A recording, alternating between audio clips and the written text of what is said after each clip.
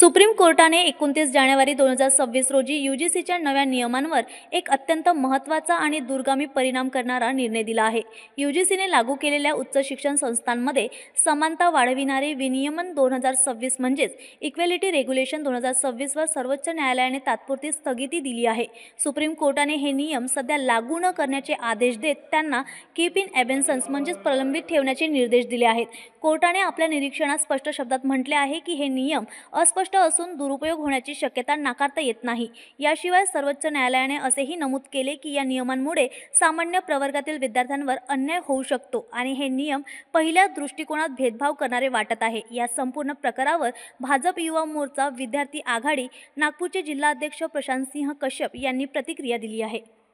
जैसा कि हम सभी जानते हैं कि पिछले कुछ दिनों से स्वर्ण समाज के छात्रों में, जिसे हम ओपन वर्ग भी कहते हैं, उनके अंदर एक असंतोष का भाव था, भविष्य को लेकर की चिंता थी।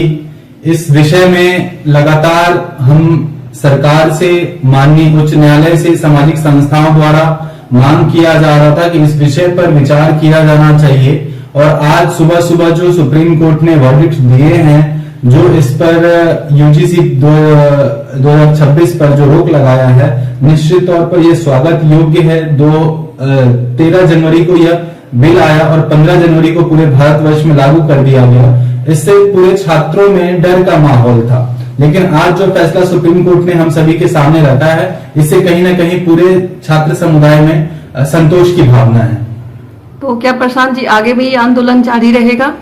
निश्चित तौर पर अभी तो सुप्रीम कोर्ट ने इस फैसले को देने का काम किया है और आने वाले समय में यदि सुप्रीम कोर्ट का फैसला यह बरकरार रहता है तो किसी भी तरह के आंदोलन की आवश्यकता नहीं है। हम सरकार के खिलाफ कभी भी नहीं थे, हम सरकार के नियत का समर्थन करते थे, लेकिन इन नियमों का समर्थन हम नहीं कर रहे थे।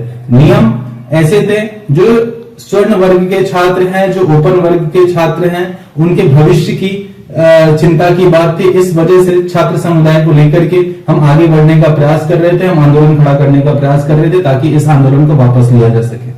तो पूरे छात्र समूह अपना भविष्य कैसे देख रहे हैं? अब निश्चित तौर पर इस कानून पे रोक लगने से कहीं ना कहीं छात्रों के मन में अब संतोष का भाव है।